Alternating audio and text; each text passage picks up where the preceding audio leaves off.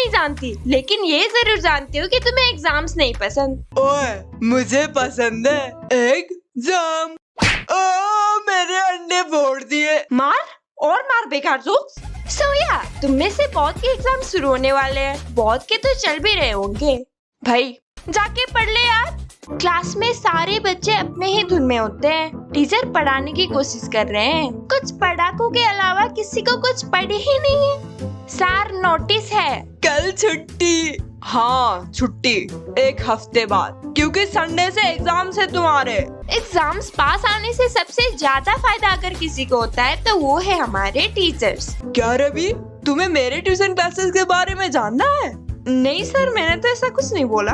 अच्छा, मेरे कान बज रहे होंगे। फिर ओके, सो ज्योमेट्री, मेरा मार्कर, इस बॉक्स में मेरा ट्यूशन का नंबर है।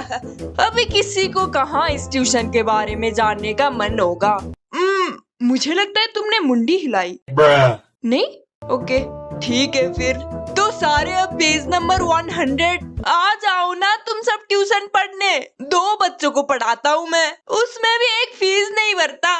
अब पीयर प्रेशर और एग्जाम प्रेशर के मारे लगभग सारे ही बच्चे ट्यूशन ज्वाइन कर लेते हैं। निर्जा हम भी ज्वाइन कर लेते हैं, कम से कम टीचर से तो डांट नहीं पड़ेगी रिजल्ट के बाद। 3 दिन में तो धरती से चांद तक पहुंच सकते हैं। देख हमारे पास तो 1 हफ्ता पड़ा है। डरते क्यों है? 3-4 दिन चिल करते करते बीत गए। अब तो भैया दिन में इतने कम बाकी थे कि दिन में 100 पेजेस पढ़ के भी किताब खत्म नहीं होनी थी। अब बस बहुत हुआ, रूटीन बनाना पड़ेगा। एग्जाम खत्म होने तक खाना कम खाऊंगी, पानी तो पीऊंगी ही नहीं। हगने मूतने का टाइम में एग्जाम प्रिपरेशन किया जा सकता है। पूरी की जगह मम्मी को सूखी रोटी बनाने को बोलती हूँ, वरना तेल भूख पे लग जाएगा। जंगकुक का नया गाना आया है फ्रेंड्स। अरे बीटीएस के गाने तो मैं सुनती भी नहीं, ये मैं क्या कर रही हूँ? Focus focus. वैसे लाइफ में नई चीजें ट्राई करते रहना चाहिए। कुछ देर बाद मंडे सैटरडे संडे। हाँ शिट शिट शिट, मुझे आज जैसे भी ये फॉर्मूला याद करना है। a² + b² - 2a, a² + b² minus. वाव, 10-15 साल हो गए और आज मैं ये नोटिस कर रही हूँ कि ये वॉल का कलर एग्जैक्ट मैंगो जैसा है। वैसे मैंगो से याद आया, सर्दी में तो मैंगो उगते ही नहीं होंगे, तो लोग मैंगो जूस बोलकर सर्दी में क्या बेचते हैं? ये भी बहुत लेट रियलाइज होता है कि अकेले पढ़ने के लिए भी तुम्हारे पास एटलीस्ट नोट्स होने चाहिए। मेरे पास वो भी नहीं थे। मैंने सोचा था पढ़ाकू दोस्त के साथ जाके ग्रुप स्टडी कर लूंगी, लेकिन ये थोड़ी रिस्क लेगी। साल के 365 दिन बादाम चबा के दिन के 30 घंटे ऐसे ही थोड़ी पढ़ती थी। इसका घर का दरवाजा तो मेरे लिए पहले से ही बंद था, तो मैंने कॉल लगाई उसको जिसकी हालत मेरी ही जैसी थी। ओए अभी फोन रखते हैं, मैं तुझे बाद में कॉल लगाती हूँ। रमेश आज मुझे भाव दे रहा है। अरे एग्जाम का क्या? काट दिया। हाँ बोल। कॉलेज वाला नहीं यार, पानी पूरी का ठेला वाला रमेश निकला वो तो वो भी मेरे घर आ जाती है बैग में चिप्स और कोका कोला लेके। ये क्या? ओए उसे हाथ मत लगाना, कोक तो सिर्फ मेरे लिए लाई हूँ। हाँ तेरे लिए तो सिर्फ चिप्स है। अच्छा ठीक है, एक चुस्की तू भी ले ले, बस जूठा मत करियो। ये लड़की एक्साइटमेंट में यही भूल गई कि पिकनिक नहीं ग्रुप स्टडीज के लिए आई थी। हम दोनों से कुछ नहीं हो पाएगा, हमें तीसरा कोई ढूंढना पड़ेगा। मिलो रोहन से। पूरे साल पढ़ने वाला बंदा जो एग्जाम के 1 दिन पहले कार्टून देख के एग्जाम देने जाता है। देखो मुझे तुम लोगों का तो नहीं पता, मगर मेरा तो जब मूड फ्रेश रहो तभी अच्छे नंबर आते हैं भैया। उस दिन हमने पूरे दिन ऑगी एंड द कॉकरोचेस देखा। मम्मी पापा भी उसके इतने हेल्पफुल थे कि उस दिन उसके पापा ने न्यूज मिस कर दिया और मम्मी ने सीरियल की कुर्बानी। यहाँ तक सब कुछ सही चल रहा था, लेकिन हम ये समझ नहीं पाए कि मूड फ्रेश करके वो चीजें नहीं भूलते जो कभी याद की हो। और हम ऐसे बच्चे थे जिनको सारे सब्जेक्ट के नाम तक मालूम नहीं। साइंस, मैथ्स, ड्राइंग नहीं, ड्राइंग तो क्लास 2 में कराते थे। ओ तो साइंस, मैथ्स, हैंडराइटिंग और हैंडराइटिंग 3 में। यार पता है क्या, मैंने सुना है चाय पीनी चाहिए, माइंड एक्टिवेट हो जाता है। ठीक ही बात है। चल देख एक प्रॉब्लम है। क्या? चीनी कम है? नहीं, वो मैं बिस्कुट के बिना चाय नहीं पीती ना, लेकिन यहाँ घर पे तो बिस्कुट ही नहीं है ना। तो क्या हुआ, खरीद के ला देना, थोड़ा बाहर टेल के मूड फ्रेश भी हो जाएगा। वाह भाई, सोचा नहीं था रोलर कोस्टर में इतना मजा आएगा। हाँ, आज तो कुछ ज्यादा ही मजा आ गया। यस, यही सब करते करते 3 बीत जाती है और कल एग्जाम्स है। देर रात को पढ़ने का कोई फायदा नहीं। 3 बजे का अलार्म रखती हूँ, सुबह पढ़ लूंगी। पढ़ाई लिखाई तो जरा भी नहीं करी है। कोई नहीं, आज अच्छे नींद के साथ कल की एग्जाम भी अच्छी ही जाएगी। Good night Nirja. एक तो मेरे स्कूल का मुझे आज तक ये समझ नहीं आया कि ये लोग एग्जाम के टाइम भी असेंबली क्यों लगाते थे।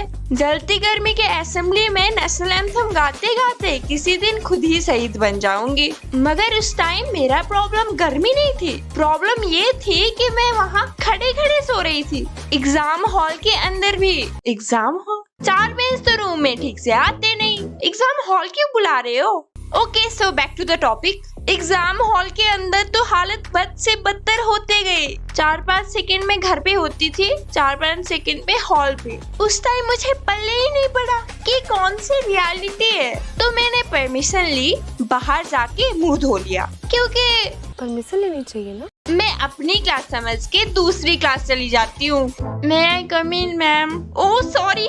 3, 2, 1।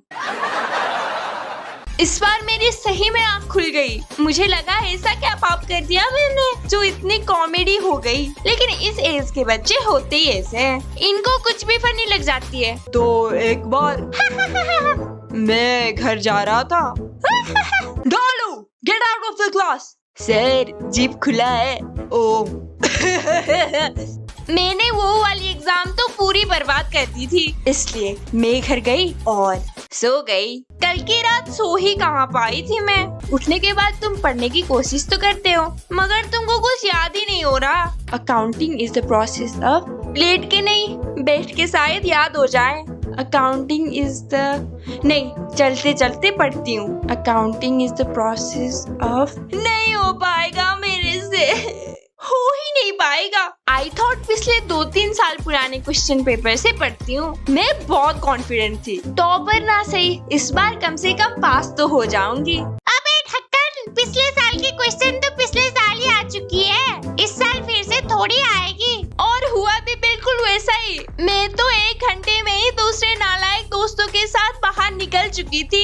एग्जाम खत्म होने को अभी 2 घंटे बाकी थे और हम कमीने क्वेश्चन पेपर का बॉल बना के कार्डबोर्ड वाली हार्डबोर्ड से टेनिस खेल रहे हैं।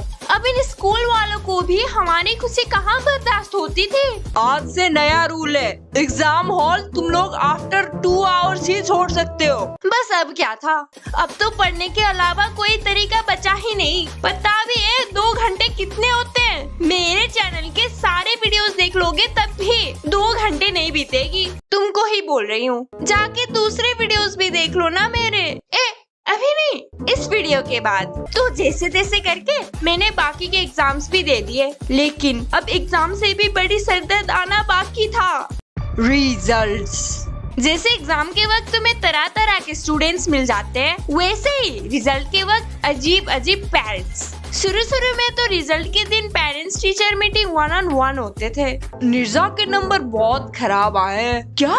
लेकिन तेज है, बस थोड़ी मेहनत कर ले तो बहुत बढ़िया कर सकती है।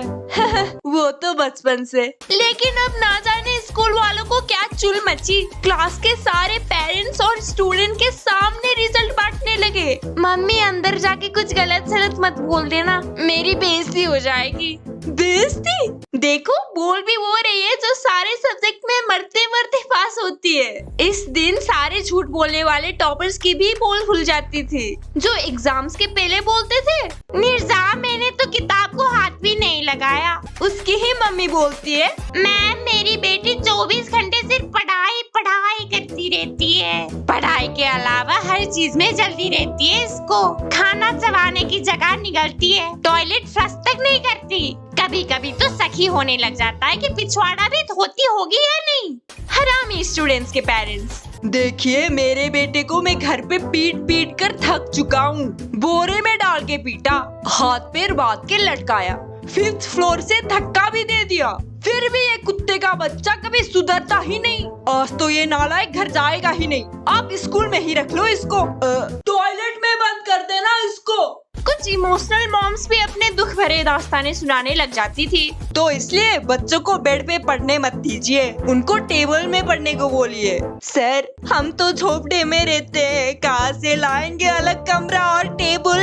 अरे नहीं नहीं कोई बात नहीं, आपका बच्चा पढ़ाई में होशियार है, आप समझ नहीं रहे। इसका बाप 30 साल से रिक्शा चला रहा है, मैं भी होटल में बर्तन मांजने का काम करती हूँ। 10-15 हजार से 10-15 बच्चे कैसे पाले सर? तो इतने बच्चे करते ही क्यों? मेरा मतलब सो सैड। आप समझ नहीं रहे सर, इसके बाप को फेफड़े का कैंसर है। मैंने भी लोन पे करने के लिए अपनी किडनी बेच दी। और आती है मेरी माँ। निर्जा के मार्क्स कुछ खास अच्छे नहीं है मैम। हाँ उसका फीवर था ना इसलिए। लेकिन वो तो आइसक्रीम खा रही थी तब। अच्छा ऐसा क्या?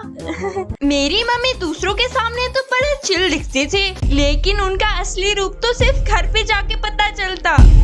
मिलते हैं अगली वीडियो में, तब तक के लिए ये वाला वीडियो देख लो। बाय।